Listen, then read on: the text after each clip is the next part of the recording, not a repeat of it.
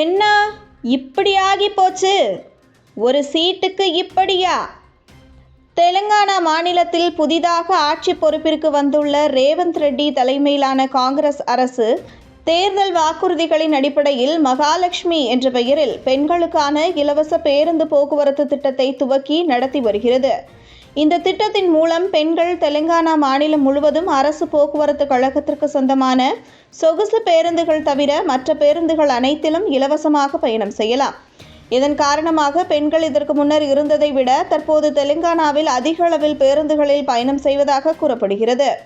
இந்த நிலையில் ஹைதராபாத் அருகே உள்ள ஷஹீராபாத்தில் இருந்து சங்காரெட்டிக்கு சென்று கொண்டிருந்த அரசு போக்குவரத்து கழகத்திற்கு சொந்தமான பேருந்து ஒன்றில் அதிக அளவில் பெண்கள், குழந்தைகள் ஆகியோர் பயணம் செய்தனர்.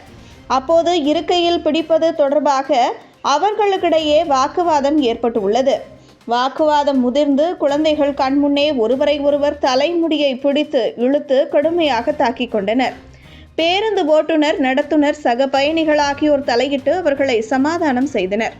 ஏற்கனவே கடுமையான பொருளாதார நெருக்கடியில் சிக்கி தவிக்கும் தெலுங்கானா மாநில அரசு போக்குவரத்து கழகம் பெண்களுக்கான இலவச போக்குவரத்து திட்டத்தின் மூலம் கூடுதல் நஷ்டத்தை சந்தித்து வரும் நிலையில் பெண்களின் இலவச போக்குவரத்துக்காக கூடுதல் பேருந்துகளை இயக்க இயலாத நிலையில் இருப்பதாகவும் இந்த திட்டத்தை முழுவீச்சில் தெலுங்கானா மாநில அரசால் தொடர இயலாது என்றும் அரசியல் ஆர்வலர்கள் கூறுகின்றனர்.